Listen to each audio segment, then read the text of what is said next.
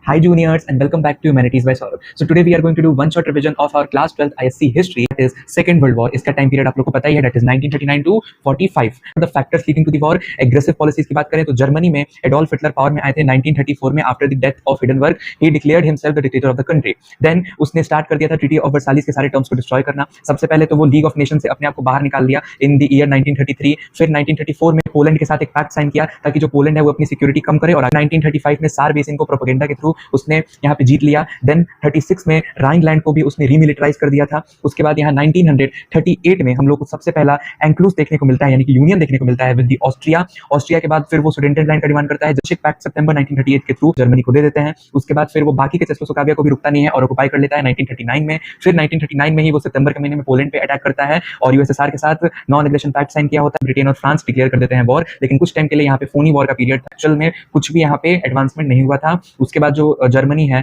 वो Denmark, Norway, Holland, Belgium इन सब को भी ऑक्युपाई कर लेता है 1940 में, और उसको फ्रांस को भी इन्वेड कर लेता है. एंड फाइनली इसी के बाद होता है battle of Britain, which was a turning point, because इसमें उसको एक मेजर लॉस होता है लुफ्टवाफे.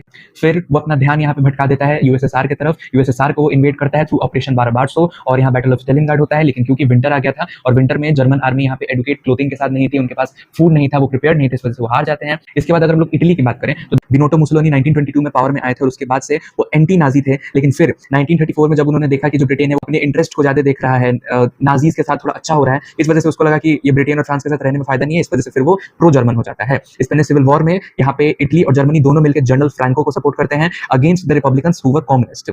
जो इटली है वो अल्बेनिया को, जो कि उसका प्रोटेक्टोरेट था, 1939 में एनेक्स कर लेता है, और 1935 में इन्वेजन लॉन्च किया था ऑन एबिसिनिया, और किंग हेल सिलिस्ली को हटा के किंग वेक्टर एमिलियन को वहां पे एम्परर घोषित कर दिया था. फिर अगर जापान की बात करें तो जापान यहाँ पे फार ईस्ट में लड़ाई कर रहा था चाइना के साथ. सबसे पहले उसने इन्वेजन ऑन मंचूरिया किया था 1931 में, के ऊपर भी अटैक कर देता है उसके नेवल बेस पर्ल हार्बर पे 7 दिसंबर को 1941 में, जिसको यूएस एंटर करता है. जापान के साथ बैटल ऑफ मिडवे आइसलैंड लड़ता है. जापानीज पैसिफिक आइसलैंड्स को दोबारा से लिबरेट कर देता है, लेकिन फिर भी जापान हार नहीं मानता है. इसी की वजह से उसके ऊपर हिरोशिमा और नागासाकी की अगस्त 1945 में एटॉमिक बॉम्बिंग की जाती है. फिर अगर हम लोग जर्मनी के फॉल की बात करें तो वो हो पाया था due to the Normandy land and defeat of German army in the battle of Bulge. Allies ने लैंड किया था सिलिस्ली के ऊपर, और सिलिस्ली के थ्रू वो लोग रोम में एंटर किए थे, और वहां से मुसोलिनी पावर का डिफीट हो जाता है. उसके पीछे रीजन सिंपल सा था कि हिटलर ने यूएसएसआर पे अटैक किया, जापान ने यूएसए पे अटैक किया. इसकी वजह से दो सुपर पावर्स आ गए थे वॉर में, और यहाँ पे उनके पास एडुकेट अमाउंट ऑफ रिसोर्सेज नहीं.